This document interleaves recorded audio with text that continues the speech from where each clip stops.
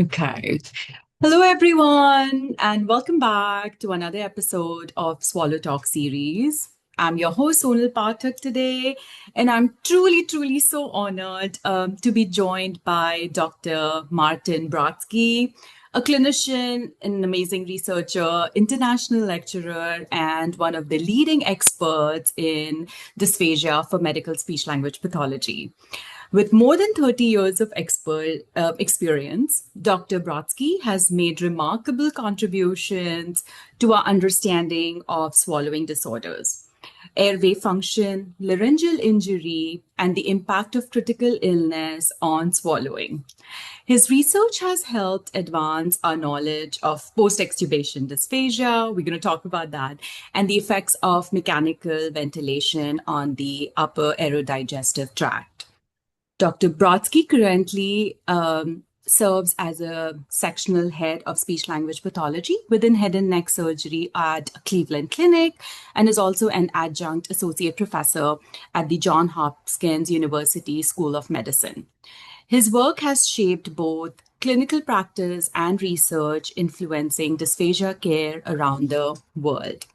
Dr. Brodsky, thank you so much for taking the time to join us today. It's truly a pleasure to have you on the Swallow Talk series, and I'm so excited to share your insights with the audience. Thank you so much for having me. It was a very kind, very lengthy introduction.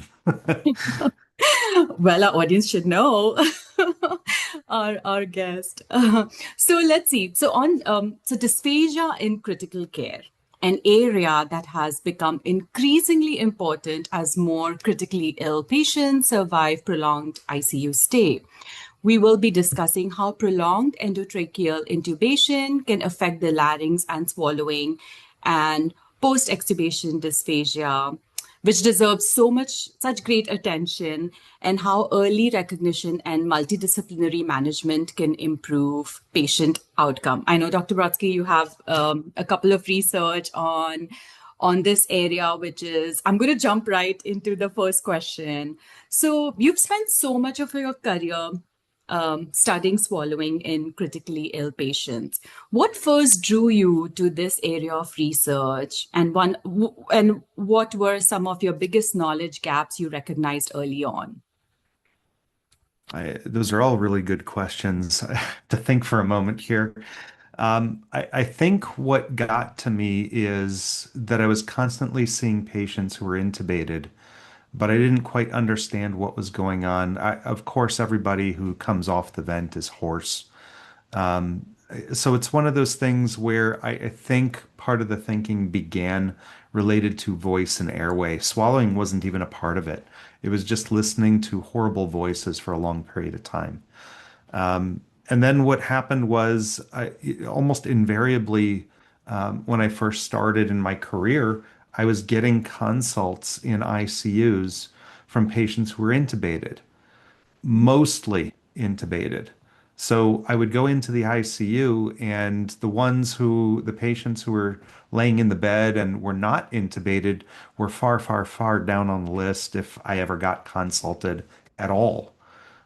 So it was this kind of divergence, if you will, of these were intubated and those are the consults I got, and these ones were not intubated, and it was a rare scene when I was able to see those.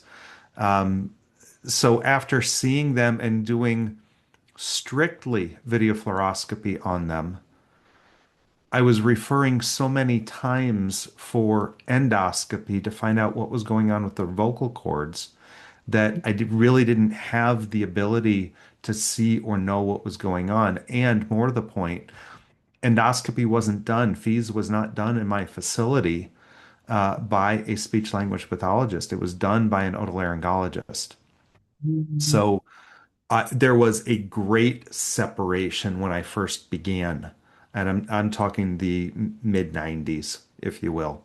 So it was very shortly after Susan Langmore worked on her with fees when it first came out in the literature in 1988. We were less than 10 years. I was probably about 6 years after that, 7 years after that. So time went on, and I come into my doctoral program begging and pleading to want to do ICU and swallowing research and things along those lines, but that wasn't a possibility given the constraints of the program and the way that my fellowship and the program was structured. So it took me, oh, a good 9 years for me to get out of that area and finally get to, believe it or not, Baltimore in 2008. So the total journey from leaving Michigan where I was working, and I was about 4 years after those critical care experiences. Okay, I left Michigan in 1998. Literally 10 years later is when this research began, and it was approximately 2 years after I graduated with my PhD. So this was a very long journey, and it was one of those things that no, I didn't write it down, but it was this itch and scratch that I had to have taken care of for a very long time. I was a dog with a bone, if you will. And that's where this all began. Finally, I was in a setting. Finally, I was with people. Finally, I was with a mentor who was able to assist me and walk along with me in this journey of airway, voice, and swallowing in the ICU. And I can't possibly, you know, say anything beyond that. My mentor, Dale Needham, has been phenomenal. And he was the one that I took this journey with. Amazing. No, I can totally imagine if you identify those pieces, especially early on, it takes a while to get yourself into, what speech paths really do, speech language pathologist, and, really working and getting the team together. I can only imagine, but thank you so much. It's been it's been an amazing researches and whatnot because critical care and ICUs, as you mentioned, there are times that patients get extubated and we don't even get consulted, and patients are already put on diets. So that puts me on another question, the second question. Your work has shown that dysphagia is one of the most common yet under-recognized complications after critical illness. How has our understanding of ICU acquired and post-extubation dysphagia changed over the last decade? And what role should speech language pathologists play throughout the patient's ICU journey?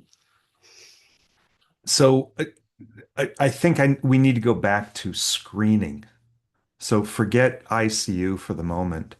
Concurrently, there's been a lot of research by a number of researchers taking a look at how do we screen for the patients that speech language pathologists should be referred.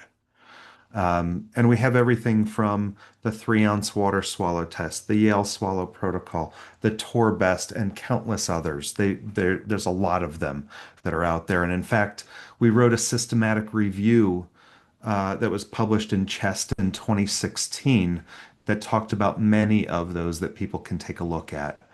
The bottom line is that there's different approaches, there's all sorts of sensitivities and specificities, but a lot of what I do began and was concurrent with that research. So, identifying these patients was a big thing. I mean, think about this. National averages, you're talking about 5 million people who've been intubated on an annual basis in the United States. Okay. Let's compare these numbers of those who have been intubated. There's give or take about 50% who will end up with a swallowing disorder. So you're talking 2.5 million people, right? Do we need to see all 5 million? Probably not. Okay, it's perfectly fine to start somebody straight off of the tube on a diet if they're appropriate. Okay, and the screening allows that. Those that fail the screening can then come to us and we can take a deeper look into what's going on. and whether the patient, succeeds at the bedside in being able to start a diet, or we have better questions that we need to ask and need to be identified with instrumental evaluations. That's what we do, right? Yes. So it's all of this together. The percentages are high. They're highly variable across every study that I've seen. They are highly variable. Most of the studies that I've seen, the studies that do concurrent recruitment of patients, not just the ones that are referred, but everybody, Mhm. okay? 100%. Day one, we start the study. Patient one starts the study, and we go on, okay? Yeah. Those are the real percentages. That's epidemiology, right? Everything else is a referred population. And think about this for just a second. The referred is based on the referral that's based on a symptom, right? Right. So the patient needs to present something, or somebody has an itch in the back of their head that says, I think we should do something about this. That's where that begins, right? Right. Absolutely. And then you have the nurse practitioner and the PA or the physician. It could be Yeah. somebody who recognized something who says, maybe we should write an order for that or screen for that, right? Right. So there's maybe number one. Steve. Maybe number two, okay, is okay, we screened the patient, and there's no screening that anybody has ever created that has 100% sensitivity with 100% specificity, okay? Which Yes. effectively means that everyone that is failing a screening, there's a lot that we have identified that are good patients for us to see. But unfortunately, almost ubiquitously, specificity has not been good. And as a result of that, you're going to get referred a lot more than Mhm. what you would typically have, right? Right. You're not Absolutely. getting, it's not a good filter. It's a great ability to identify those who need greater evaluation, but it's not a great filter for those who really don't need the next step, right? We can't rule them out. We need to rule them in. Yes. So we come beyond that. And now instead of this many and this many it could have been, our goalposts are a little bit wider, and we're letting a lot more people in, okay? And we're asking better questions, and we're seeing a lot of variability, hopefully not missing those who are the false negatives. Those are the ones you don't want to miss, right? So all of this coming together, um, the numbers are high from the standpoint of referral, because those are the ones that were presenting with symptoms or had questions that were coming to our attention, that we're finally seeing, and we're finally seeing on instrumental evaluation, right? Those were the ones that we should have been seeing probably anyway. So those percentages are going to be up, right? Right. Those are the ones that we've practically identified the dysphagia over here somewhere. And then finally, yep, we proved it. Okay. Yes. But if you were to take everyone, literally the entire patient population in your ICU, okay, it's not going to be that many. It may be 25%, it may be 30%, not the 50 to 80% that are referrals. Okay. So do we know the real numbers? There haven't been many studies to do that. No. But that's the reason for the variability that we're seeing. It depends largely on the patient populations that are being studied, and very specifically from the outset of, are they referred, or is it everyone that's being considered under certain conditions? That is an amazing point. I actually absolutely love that because, I think even with the screening, like you mentioned, a lot of like now, like in today's where I work and, I'm going back 5 years now. It's usually a lot of research and a lot of attention has been given to ICU nursing screenings that nurses do, and that's how we get referred to. So even before, I think even to implement that and put them in place was like it might have taken a long time. And I still know some of my speech language pathologist friends tell me that, the nursing screening is not in order. There are times that there's nothing added onto those MICU, SICU, ICU patients, none of that. So then how do we get referred? Then we don't get referred to any of them whatsoever. The specific numbers, like none at all.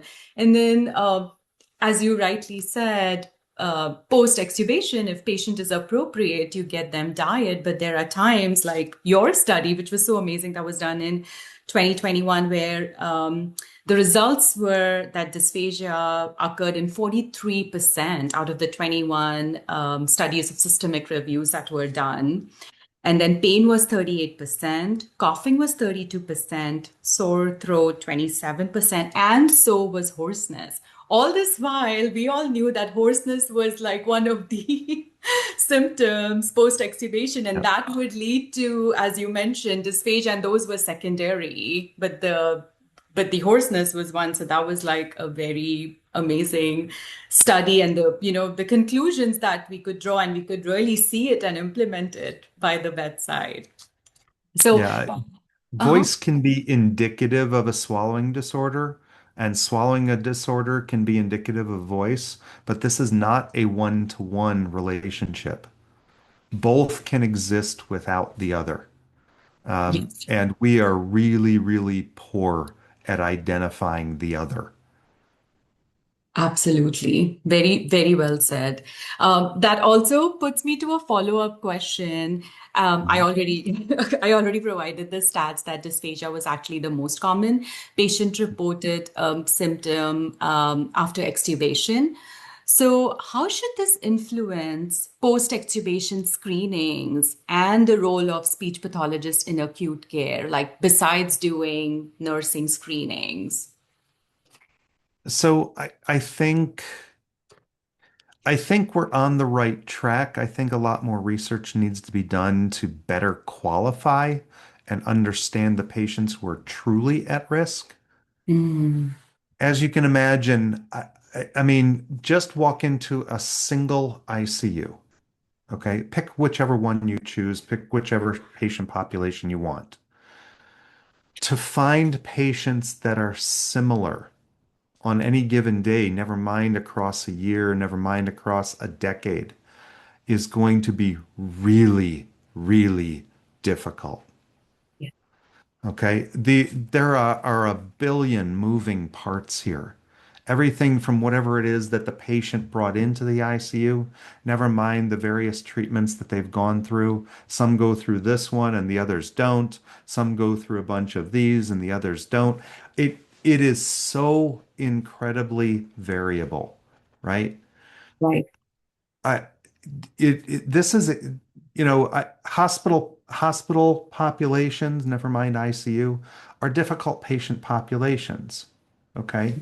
Because of the very high degree of variability and the characteristics that the patients bring in. A very wise professor once told me that epidemiology does its best to control what the patients tell us. Right. Okay. So, you know, I come from the absolute opposite side originally. I came from my first PhD, or the only PhD that I have, but I have a master's degree in clinical evaluation, um, Mm. clinical research as well. Okay. And those came from very different programs. The one at the University of Pittsburgh, I was trained, as probably many of us have been trained, in very classic psychological paradigms where you control the environment, right? You control as many things as are possible. We talk about independent and dependent variables, right? The independent variable is the things that we can control. We can control gender, we can control sex, we can control age, we can control height, we can control weight, right? All of that stuff. Okay. And that we're only going to allow this little boxed sample into our study so that we have clean results. Okay. That was my head then. After my second master's degree, and that one's at the Bloomberg School of Public Health at Johns Hopkins University, this was more of an epidemiology bend. And Mhm. it was outcome variables and it was controlled variables. Okay. Predictable outcomes, right? And what we can control there, and the things that we can control on the front side. Realizing that these are not patients who are coming into your clinic and you're testing them beforehand under strict conditions, right? This is an ICU and anything goes. Okay. Absolutely. So you take what's given to you and you explain the variability on the back end through the statistics that are used. And hopefully, with enough control, we can get at those answers, right? But then what do you look at, right?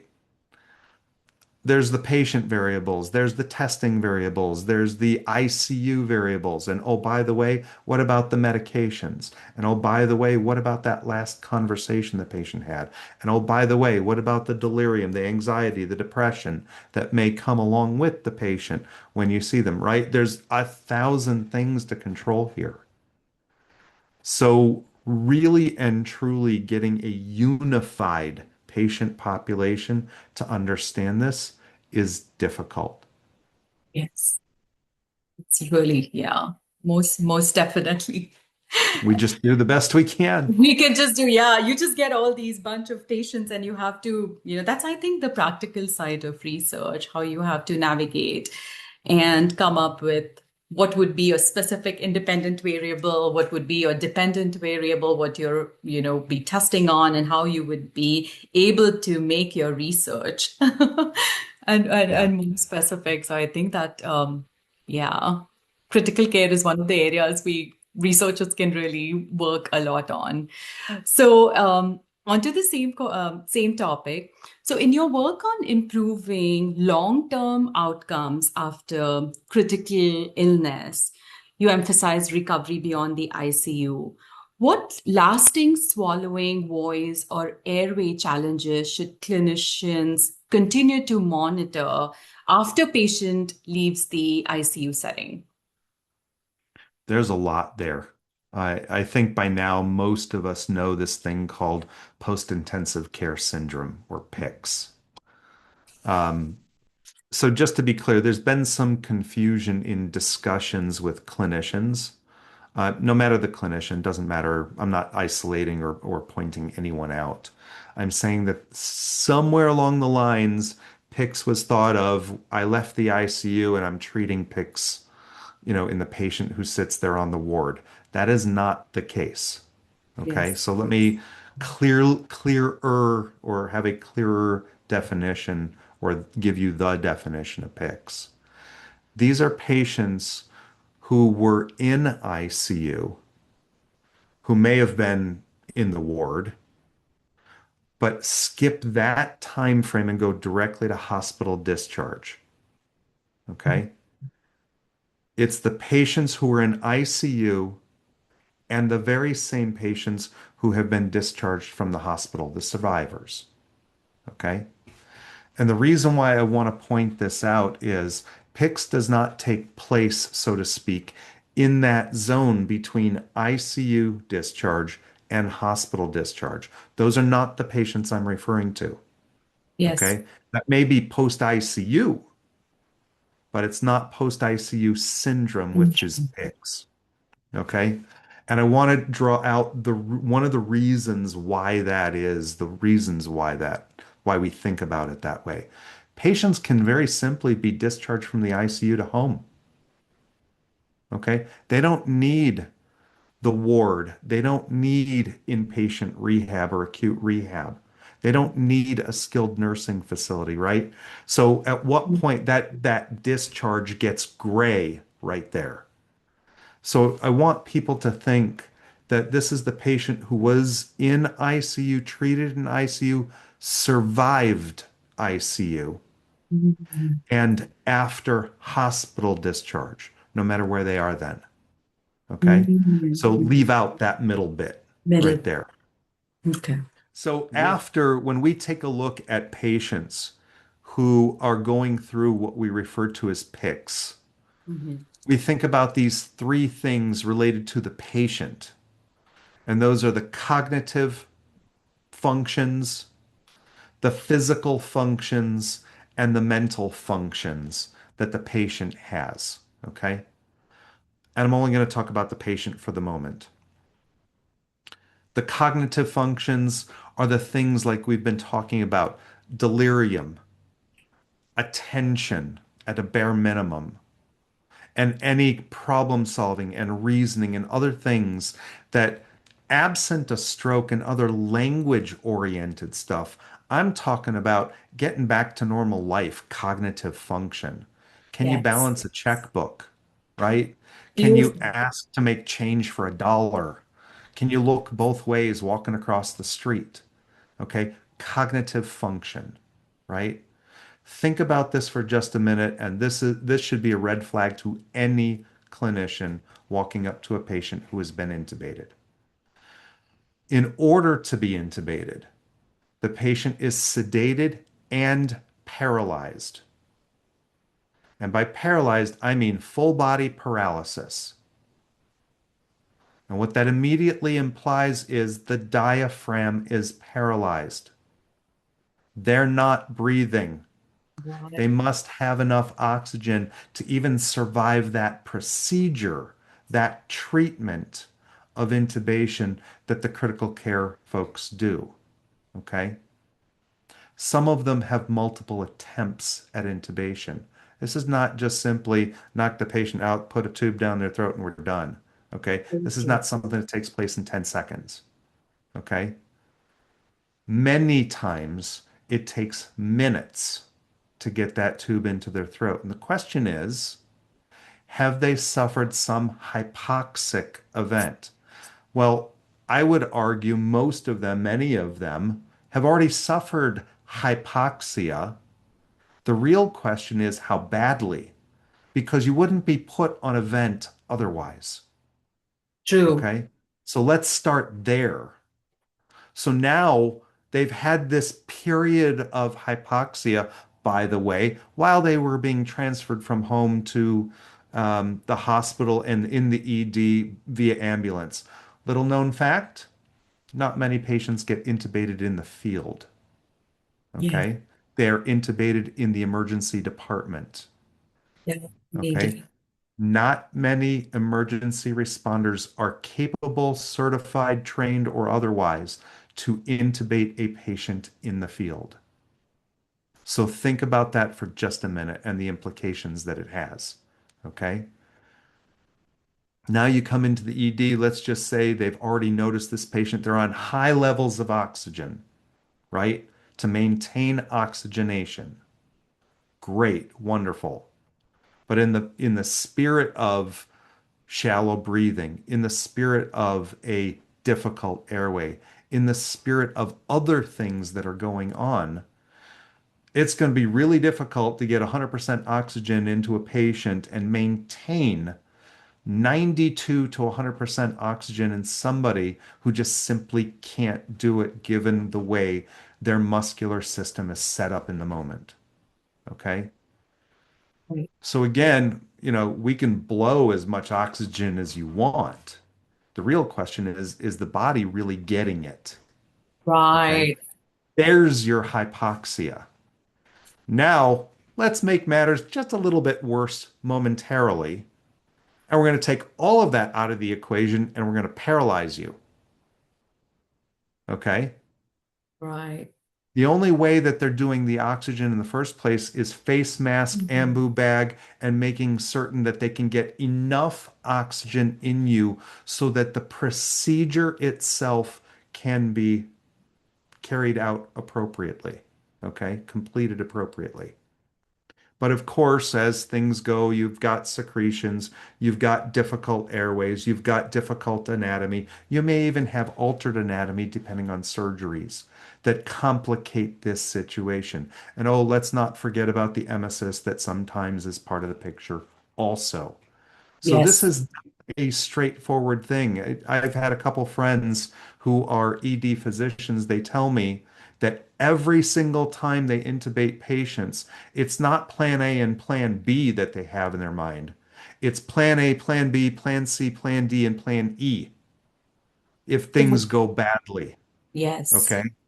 That's how prepared our emergency physicians are. Okay. They know this stuff. They can act quickly. These are highly skilled individuals who are doing this. But the bottom line is the patient is paralyzed. You just put a drug into them that paralyzed them. There is zero chance for the life of that drug that that patient is going to start breathing on their own. Yes. You are 100% dependent on the people who just paralyzed you to get something to allow you to breathe. And whether it's an oral tube, a nasal tube, a trach, or otherwise, that's the real situation. That's the ugly truth. That's the, if you will, the criticality, if that's a word, of what emergency care is. Okay? Wonderfully So said. let's get past that and all the possibilities you have for hypoxia to be part of this. Okay? Mhm. The first thing that should be in a clinician's mind when a patient becomes awake and alert and you're able to interact with them is, did you suffer hypoxic injury? That's a giant question, which, by the way, has not been answered well. Yes. Okay? Anybody who cares to go down that road, there's an idea for you. Okay, let's take a look at hypoxic injury. Let's take a look at anoxic injury. Let's take a look at the things that happened prior to that. Maybe there are things that we might be able to recognize that we can improve. And believe me when I tell you, that's an entire huge area of study that the ED physicians and anesthesiologists are trying right now. Mm. And enter the idea of video laryngoscopes. Okay. You're now seeing literally seconds and competitions, by the way, in the back room of who can intubate somebody fastest, most reliably. Okay. It's these kinds of things. I'm happy for the competition in these back rooms. Great, go for it. Okay. Because you're only going to have better outcomes. Right. So let's start there. There's your cognition. That Mm. is always a question in my mind. Never mind the drugs, by the way. Never mind the other parts of critical care. Never mind the procedures that might have been done. Okay? Okay. This began before the tube was in their throat.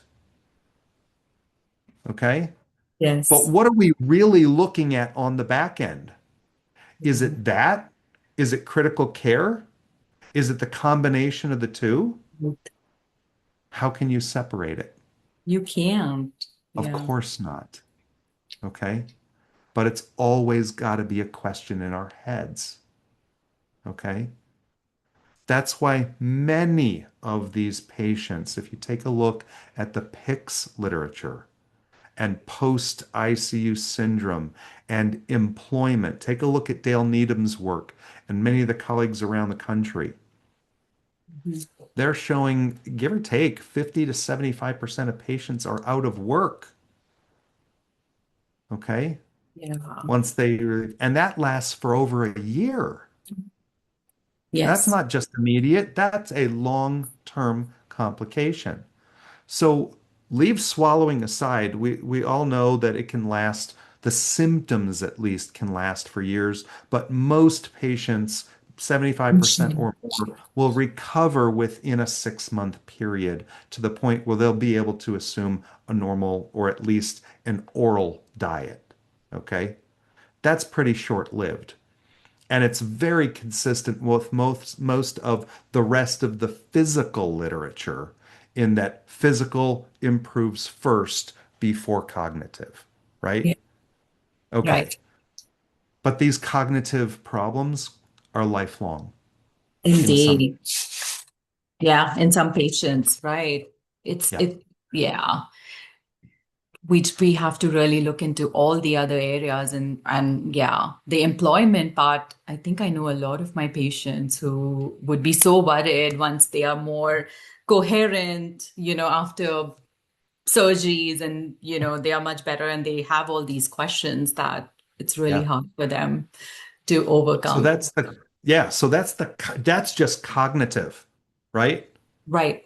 And Functionality. you're left with a bag when you leave ICU. Sometimes you're left with a bag right there.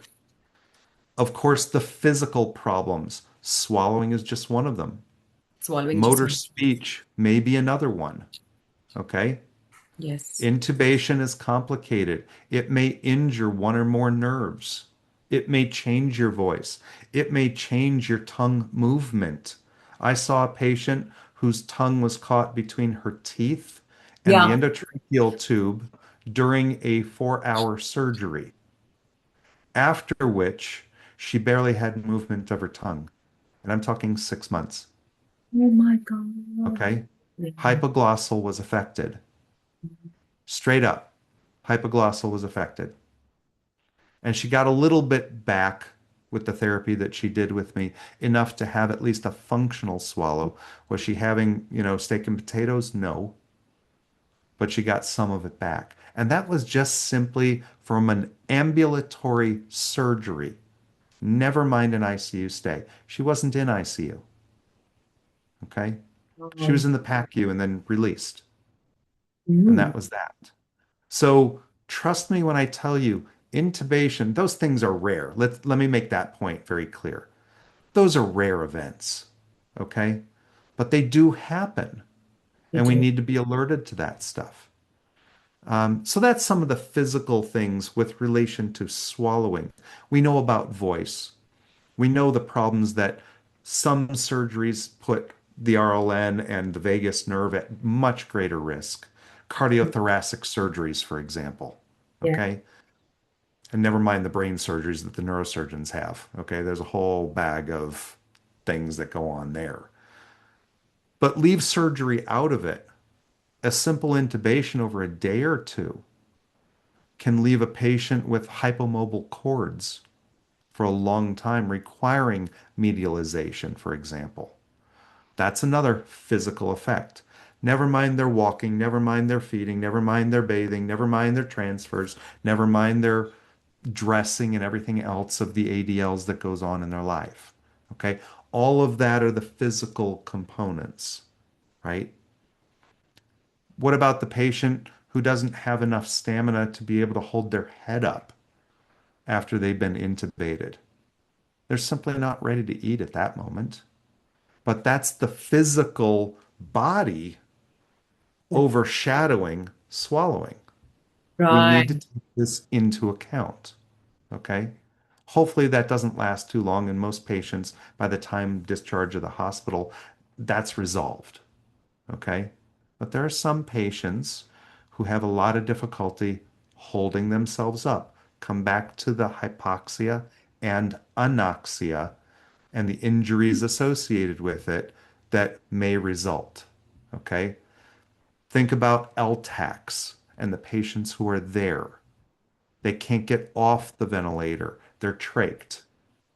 Think of the many reasons why that's occurring. Okay. Now let's get, if those two weren't bad enough, cognitive and physical, now we have the mental stuff that arguably was caused by the whole situation, whole kit and caboodle, right? I Totally. got ill and therefore I don't feel so good about myself, right? Never mind everything that I have to deal with. Mental burden. Anxiety and depression are high in this patient population. Take a look at Ramona Hopkins' work. Take a look at Megan Hosey's work. Take a look at Dale Needham's work. There are many folks out there talking about high rates of anxiety and depression in within the ICU, certainly after the ICU, and definitely within the PICS period. This goes on months to years, depending on the patient experience. And oh, by the way, the experience that they have in the hospital, never mind anything that is medical. How about how they're treated as human beings by the people who walk into the room, including us clinicians, Very true. right? Are they just another patient? Okay. Are we on autopilot? True. Or, okay, or are we the kind of people who treats everybody as an individual, everybody as one of our own family members, and we're at that level of conversation? Have you left your personal stuff at the door when you walked in the morning? Or are you carrying that with you, seeing this patient? Okay? Beautifully said. That's what contributes to PICS. And oh, by the way, all three of those things, cognitive, physical, and mental, have a correlate in the family. There is PICS family also. That's not getting much lip service these days, but it is real. It was published in our 2012 conference paper that was in Critical Care Medicine. Dale Needham is Awesome. the first author. Right. So the Right. thing that the patient is going through, think about what the family is going through. The Right. family's taking time off of work. They're putting their job in jeopardy at a bare minimum that may be affecting them mentally as a result of that. No, never mind. My husband, my brother, whoever may have died. Yeah. Okay. They brought him or her back, right? Never, okay. Mental. Cognitive, if you don't think cognitive is affected by mental, I can recommend a few books. Okay. And Sure. oh, by the way, physical performance is also impacted by cognitive. Of course. Okay. Definitely. Think about the family member who is so worried about their family member who's laying in the bed. They spend 8 hours, 10 hours, 12 hours bedside, praying, hoping, holding their hand, talking with the patient, in and out of the hospital, eating cafeteria food, blah, blah, blah, all of that stuff, only to go home for 4 hours to return. Maybe they didn't have a shower, maybe they did. Maybe they changed their clothes, maybe they didn't. And that cycle repeats for days It's and weeks. absolutely. Caregiver burden and the consequences are It's so, huge. it's huge, and we don't really talk a lot about it because we are so focused on patient, but this is the Yeah, aftermath. And I love the point that you mentioned about being human and the way the patients and the family members are treated, at least. It's not going to be a huge change in their, mental status or how they feel with the anxiety, but at least it would be a little something from us, from all the clinicians who see patients and them to feel reassured and have that humanity while you're doing patient care at bedside. So 100%. so, Dr. Brodsky, this was so amazing. And, I had this other question about the prediction and identification of long-term impairment. You already answered after critical illness, because I saw a few of your talks on the Society of Critical Care Medicines and conversations that surrounded it. So I think you beautifully presented and mentioned all of those points. So my Thank you. last question, looking ahead, what changes do you believe are most needed to improve screening, multidisciplinary collaboration, long-term outcomes for patients? It also could be post-extubation dysphagia, or it could be just SLPs in ICU. So I, that's such a multifaceted question. I think, certainly over the past, give or take, almost 20 years that I've been doing it, 18 years that I've been doing this, um, there's been a lot more attention that Mhm. than has ever been there, period. We are Amazing. exponentially with greater attention now than we were 10 years ago. Okay. So that's a really good thing. And there are a lot of researchers around the world, not just this country, who have really taken ICU and function broadly, post ICU function, into consideration in the research. Okay. Thankfully. So we've already made a giant step there. We've recognized that there's a problem, and there are a lot of eyes on that problem now. Okay, so that's a good thing. Um, that is not to say that all of us who are doing this should be the last ones and the only ones. So anybody else who wants to join in the mix that can add to the picture, we're always looking for bright and capable individuals that can teach us more about what we should know and what we should look for and how to treat it and things along those lines, right? Right. Now, given that, I want to put this a little bit on a timeline because I think some of this needs to be taken into consideration. The first critical care unit started in the mid 50s, Mhm. okay?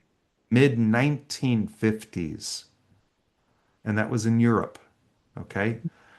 Wow. So the reality here is that we're only about 70 years old,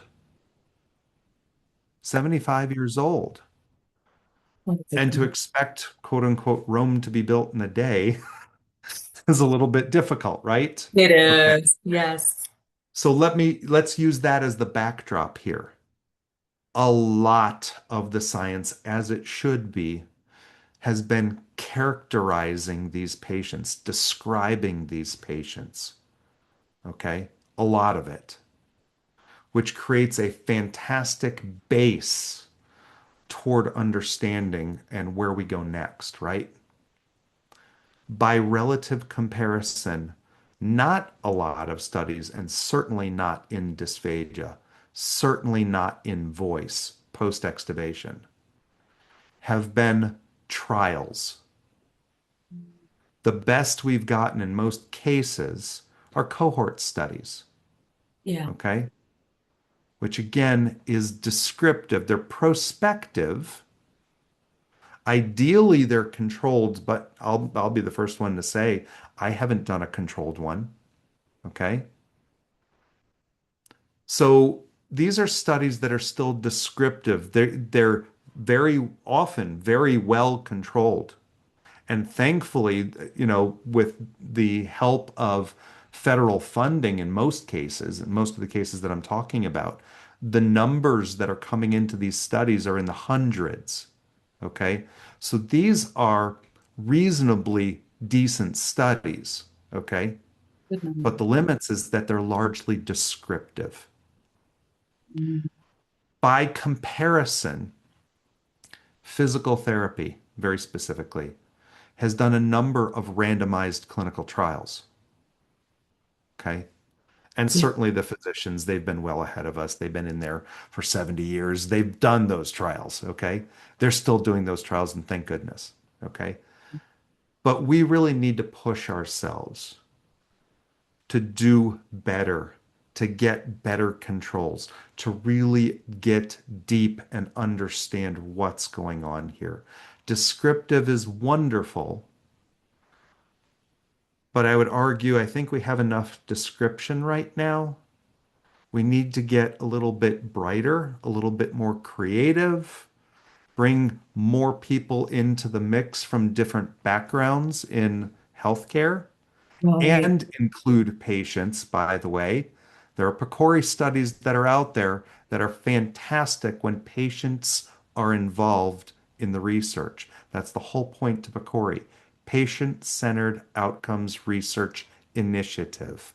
That's PCORI. Patients are directly involved with these clinical trials. Okay. So my point is grab one, grab them all, but let's get creative and let's start moving. We've done a lot of description.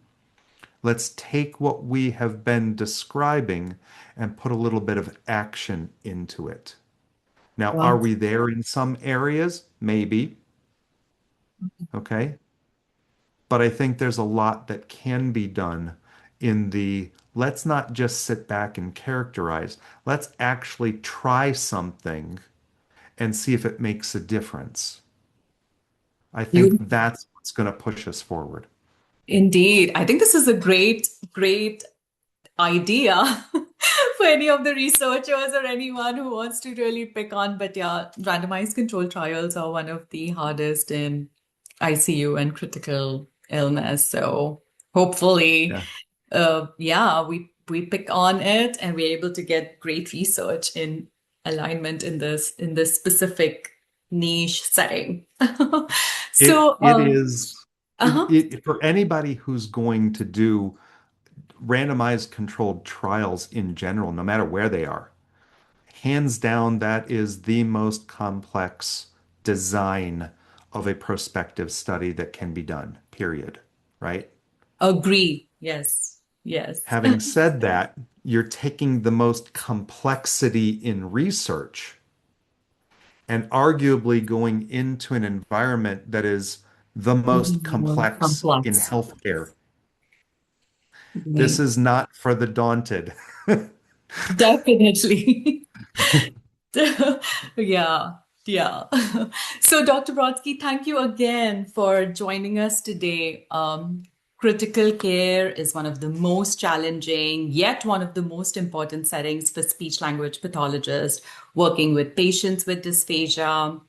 Your expertise, your research, dedication have helped advance our understanding of dysphagia management in critically ill patients and have made us has made a meaningful impact on our field. And I loved today's conversation, especially on post-intensive care syndrome, how you were able to kind of demarcate the able to draw the line, like how for our audience and also for me to understand. I learned a lot today.